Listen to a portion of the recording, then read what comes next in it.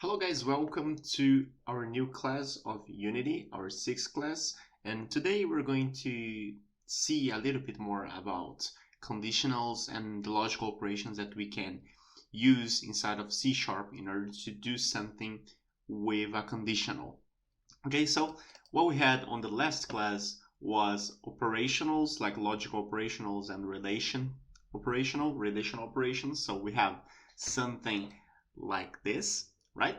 And this is always returning a Boolean information, like true or false Boolean information. And we are storing inside of our bool variable. So basically, we are just asking questions to Unity and saving the answer inside of a variable. All right, so in today's class, we're going to use that answer. We're going to use that value right here to do some choice.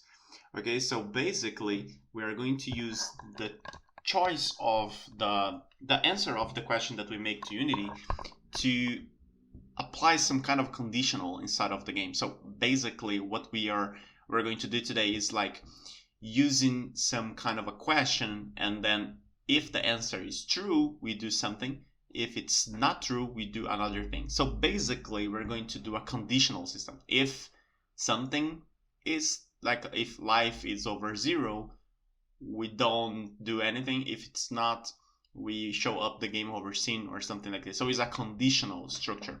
Okay, so the conditional structure that I'm going to show to you today, it's called if. Okay, so pretty basic, like it's easy to remember.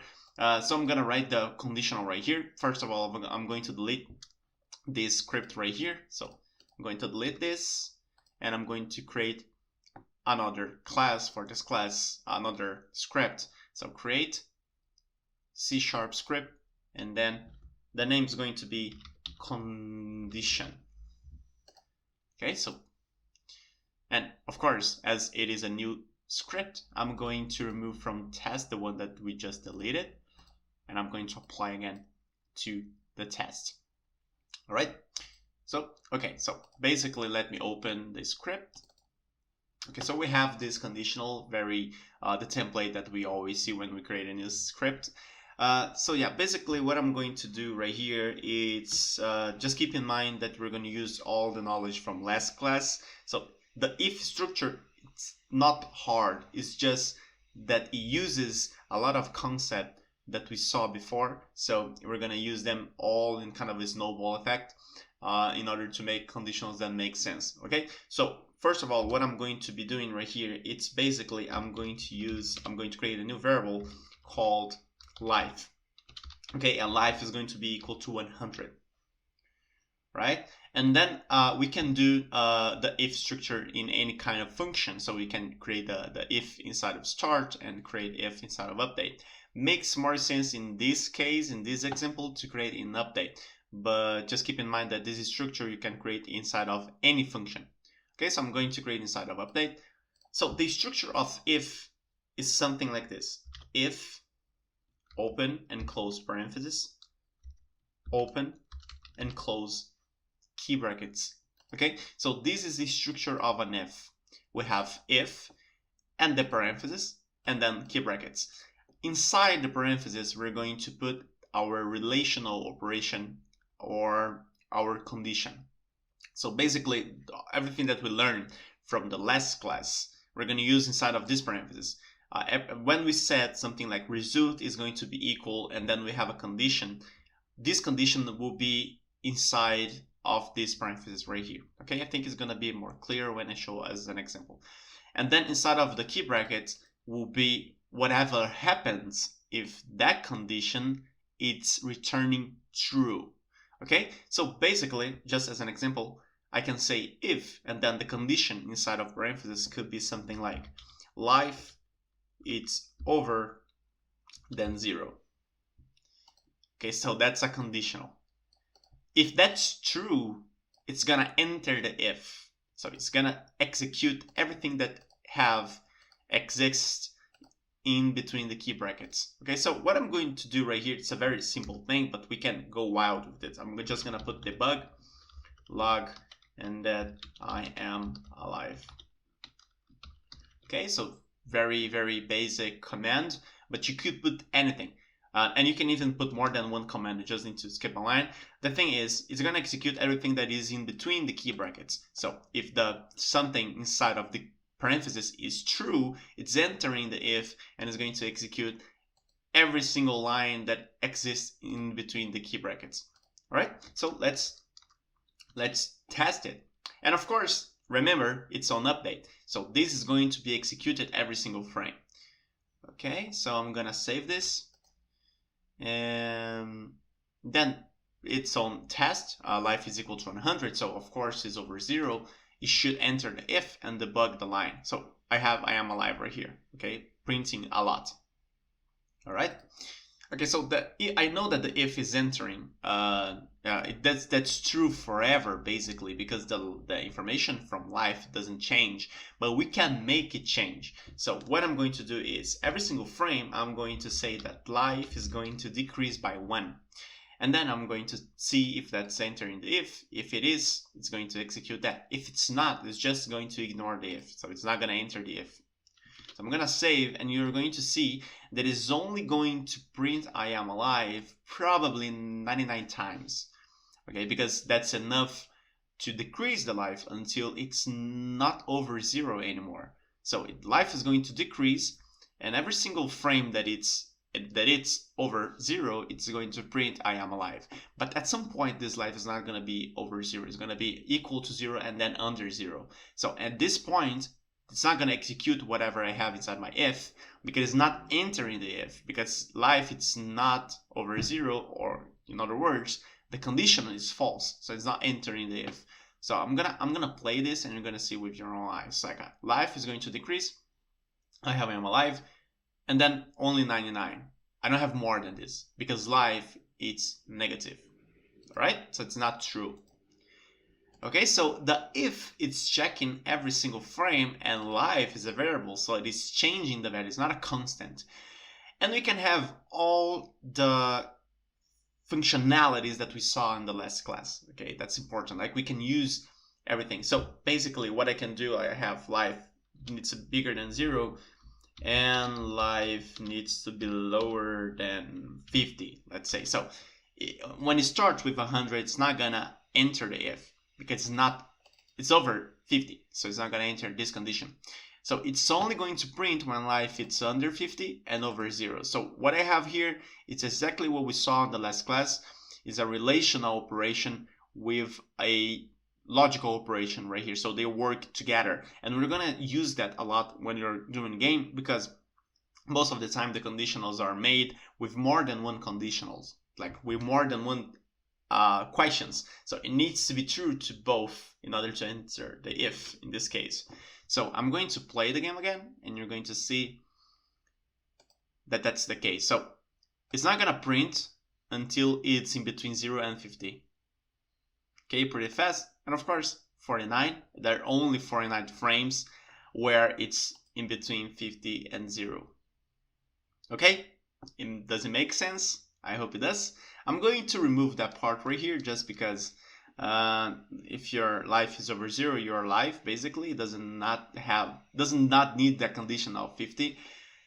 And then what happens if I want to execute something when it doesn't enter the if, you may ask. And that's why we have else. So else always exists after the if, and it only can exist if we have an if. So what we have right here, we have an if, and then after the if, we're going to have else. And then key brackets again. You see that else does not have a conditional. It doesn't have the parenthesis part. And that's because the only conditional that else have is if it doesn't enter the if. So basically, if life is equal to 0 or under 0, in other words, that's false. If that's false, it's not going to enter the if. It's not going to execute whatever I have right here. But then we'll execute else. So the conditional for else is doesn't enter the if. If life is over 0, debug this. Else, do this. In this case, we don't have anything, but we could. So I'm gonna put something right here. It's like a message, I am dead. Okay, So basically we have a conditional for life, only life, and then we have two different kind of commands right here, and they work depending on the information that we have for life. So if life is over 0, I'm printing I am alive, else I am dead. Right? So let's see how it works in real time inside of Unity. So I have life right here. It's loading. Okay, so I'm gonna play, and it's gonna be I am alive, and then I am dead at some point where life it's not over 0 anymore. Okay, and of course it's gonna be infinite. It's gonna enter the else forever because we are not changing alive like at any point. Okay, so basically that's how if and else works. We have a question or a condition inside of if, and we do something depending on that conditional, else we do another thing. So I'm going to show another example right here. So instead of just showing I am dead on else, what I'm going to do, I'm going to destroy the game object, something that we saw, I guess, in our first class or second class, in the beginning of the scripting class, we saw something like this. So destroy, and this game object.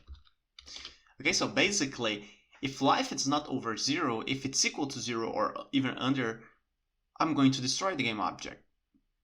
Okay, because it's dead. So I'm going to remove from the hierarchy and from the game itself. So I'm going to save this. And then we have test. Conditional only have on text, but we could, if we wanted, to add this crap to other game object as well. But let's test on test. Only on test. So you can see that it's gone. It doesn't exist. It's been destroyed when life is equal to 0 or under. And I can add to the cube as well. So I'm going to add to the cube, and you can see that the cubes will disappear at some point. Okay, because it's being destroyed. All right, easy. So that's how we are going to make conditional structures. If and else we use a lot. Okay, we're going to use a lot from now on. From next class and on, we're going to start actually developing C# in a game context.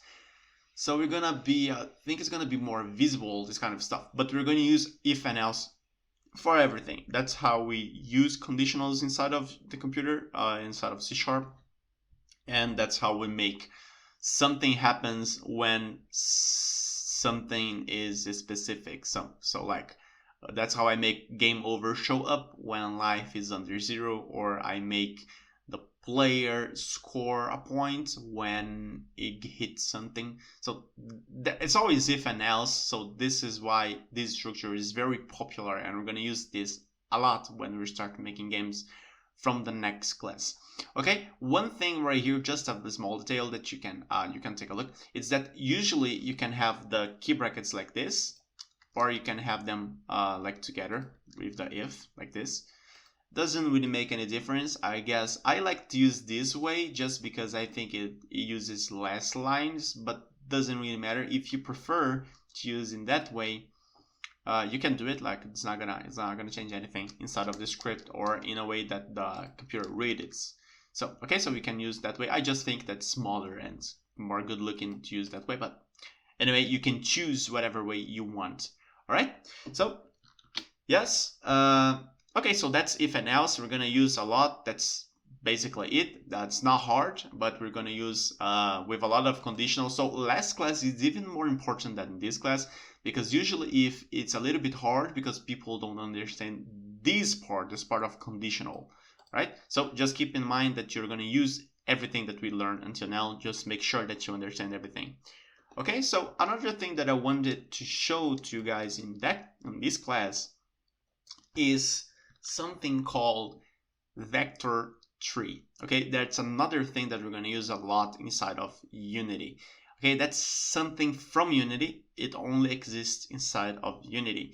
So what is a vector tree? Let's take a look on something that is a vector tree. So vector tree, it's a kind of a variable. So we have int, float, bool, string, and vector tree is a type. Okay, but it's a type, it's not a value type, it's a type from Unity, so it's a little bit different. It works exactly equal to any other variable that we learned until now, but the way that we create this variable is a little bit different. So you can take a look on what is a vector tree, and there is a lot of examples inside of Unity, but one of the most famous examples is position. So you can see the position x, y, and z. We have x, y, and z with a lot of other things inside of Unity, and those are vector tree. So vector tree is one kind of variable that saves information for x, y, and z at the same time. So it's a variable that saves three informations, x, y, and z, and each of those are float. Okay, so we can think as a vector tree as a group of three floats, one for x, one for y, and one for z. And why that's important? It's important if you remember when we started talking about variables, you saw that we needed to use the same kind of variables when we want to change them. So for example, if we want to change an int, we needed to use an int type of variable to change it. If we wanted to change a float, we need to use a float probably to change it. String, we use a string. So it's not different when you're talking about vector tree. So if we wanted to change the position of a variable or a game object inside of the game, we needed to use vector tree because it needs to be the same type. All right, so it needs to be a vector tree in order to change the position. So let's take a look on how we can create vector tree and how we can make operations with it. And it's very, very similar to any other kind of variable, so it's not hard. The only part that is different is because it's not a raw value like 3, 4 or something like this. It's something that we need to create. Okay, so I'm going to create a new variable right here, public, and then vector tree, capital V. All right, just remember that. Vector tree is a type, so the name can be anything. I'm gonna put example just to be very creative, and instead of using 1 or 2 or like quotation marks, like something like this, I can do something like this because it's not an int and it's not a float and it's not a string and not a boolean. It's a vector tree, and how it's the face of a vector tree value. It's something like this: new vector tree, and then three informations. We can have 0, 0, and 0. The raw information of a vector tree, it's something like this. Okay, and then we need to put information for x, y, and then z. Okay, so basically, if I want to change a vector tree, I would do something like example equal new vector tree. Let's say 1.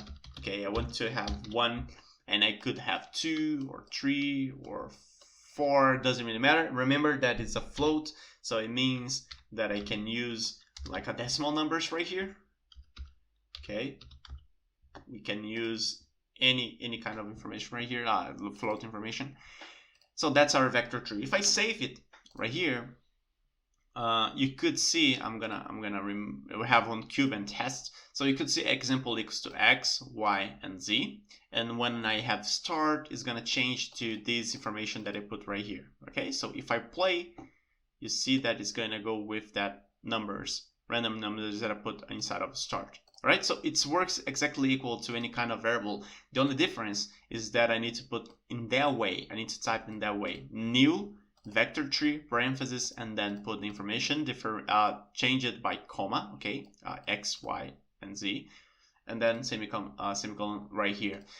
And it works exactly on the same way. So it means that if I want to increase example somehow, like I'm gonna put an update, I could do something like example increase by new vector, let's 0.1, 0.1, 0.1.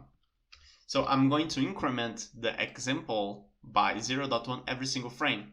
Again, it needs to be incremented by this kind of type because that's the same type. So it needs to be equal. The left part and right part needs to be equal. So I'm going to save this, and we're going to have this values change right here. Okay, so like it's incrementing all of them equally. All right, The only one thing that is a little bit different about vector tree is that I can, if I want, to multiply a vector tree by an int or float information. So, for example, if I have example equals to example multiplied by 2, I can do it. When I multiply by an int or a float, it means that every single component that I have right here is going to be multiplied equally by that number. So if I multiply by 2, x will be multiplied by 2, y will be multiplied by 2, and as well as z will be multiplied by 2. So it means when I multiply a vector tree information by 2, it automatically turns this information into vector tree. So it makes sense that a vector tree can receive this because int multiplied by vector is vector. And if you think about this in math, it works the same way. Okay, vector tree, it's something specific for a unit, but it works kind of a vector in terms of math. So in math, if you have a vector and you multiply it by an integer number, you can, and the outcome is a vector. So that's why we can do it. We can multiply by an int and float, and we do this a lot. Even like most of the time we're making like speed things. So imagine that this is a movement script and we multiply by speed, so the movement increments by the speed. So we use this a lot, and we're going to use this a lot on the next class. All right?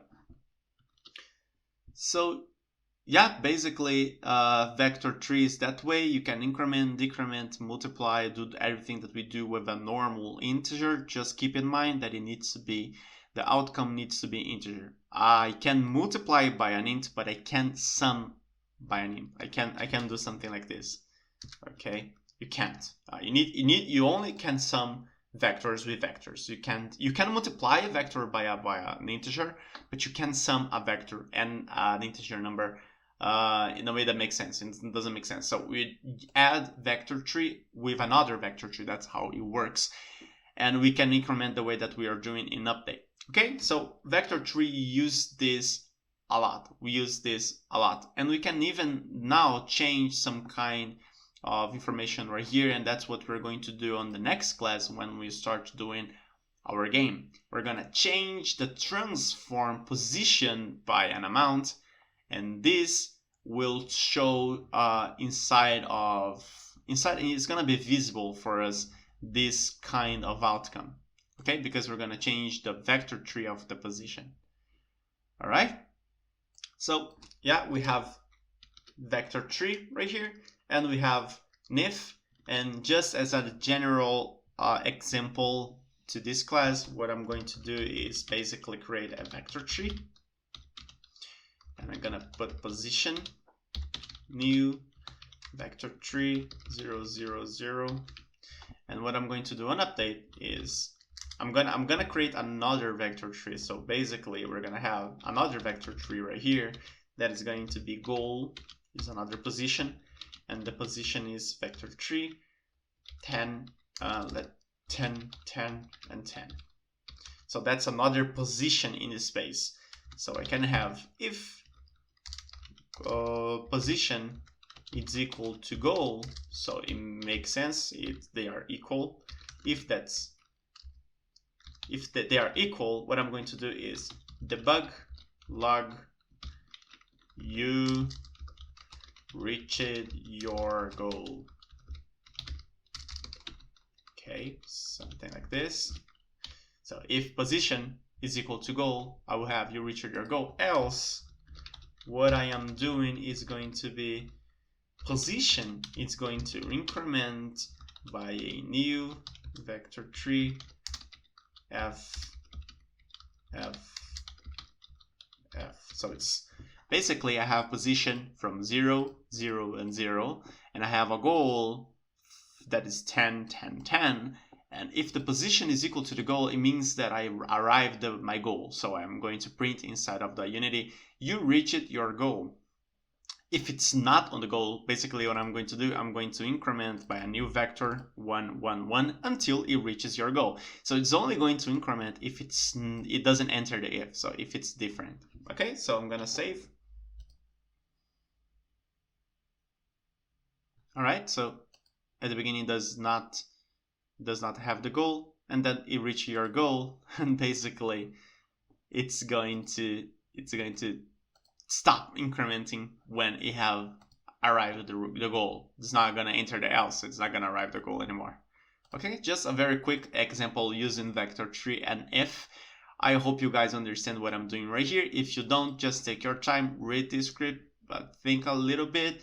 If you need, go back to a few classes. Just guarantee that you understand every single part of it, because we're going to use this a lot from now on to make real games. Okay, so from next class, we're going to start developing games using these programming knowledges that I showed to you guys until now. Okay, it's not going to be hard, but it's going to be important that you understand every single part until now.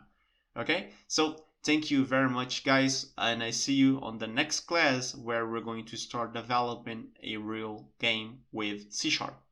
Thank you very much. See you.